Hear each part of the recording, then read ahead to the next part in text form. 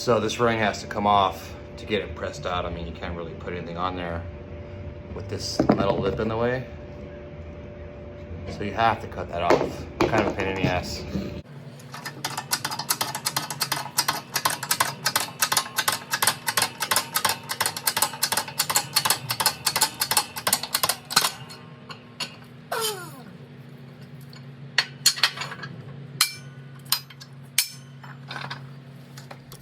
So this is the arm with that bushing pressed out. Now that we've cut out that ring, we were able to get it pressed out.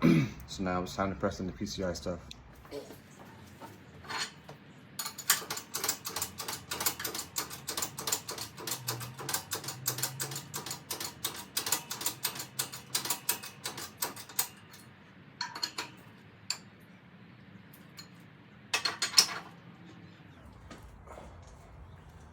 Okay, so we got that pressed in now.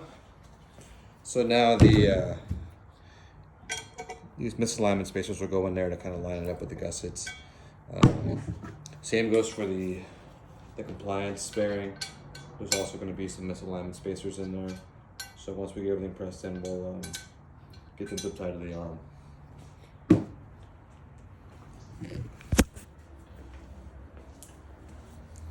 Here's the new PCI bearing ready to be pressed in. So we've got it kind of set up and lined up.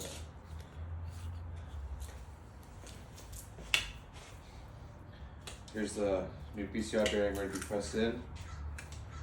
So get it up in the jig here.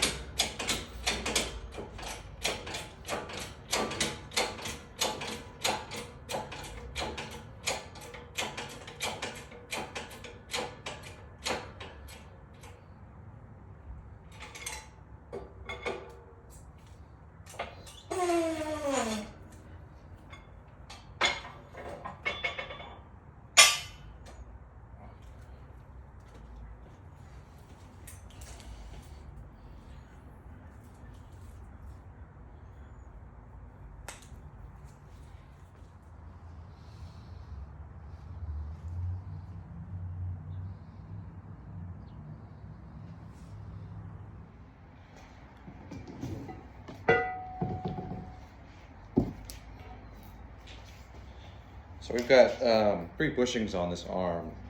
So the compliance bushing, the one that pivots off of, and then also like the fork bushing here. Some of you may know that I make these rear monoball arms. These bearings come from the Acura TL that's like on one side on one arm. So I collect these, press them out, clean them up, and I make sets of 4 with these. So the toe arm and the one behind it becomes spherical, so it's 8 bearings total. And then I found out that that same bearing also fits the fork bushing. So it goes in like pretty easy. It's a nice fit. So I normally use a Loctite retaining compound. So this is designed to keep that in place. Brian at PCI recommended this to me. So sometimes some of the pieces are made. It's a nice easy fit. So this keeps it in place. So we'll use this for the fork bushing to replace that, and basically just keeps like your spring rate more accurate.